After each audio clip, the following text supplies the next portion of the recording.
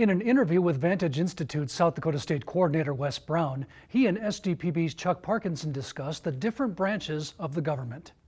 And just take a look at one or two of what those strains might be. Yeah.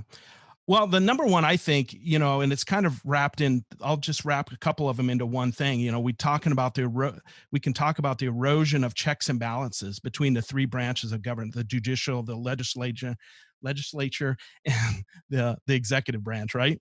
And, through the history, the presidential powers have increased, Lincoln with suspending habeas corpus. And then I think the War Powers Act is another way where the legislature handed over power to the president that was secured in theirs, the ability to declare war.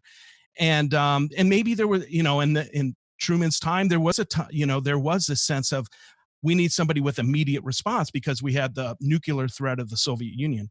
So, maybe it's time to relook at that and rebalance where we're at. But that's definitely one of the strains, in my view, of the American exceptionalism. Yes, I would agree 100%. I think one of the things that's important that we forget is that we have three branches of government all equal. And the legislative branch, in my mind, having worked for it for many, many years, is the most important because the legislative branch writes the laws that the president then carries out. If there's a problem, then the courts deal with that. But it's the legislature has gotten away and ceded, as you indicated, lots of powers to the executive. And there is not a single president that doesn't want more executive Oh, power. that's inherent, right? And you want to be the president, you want the power.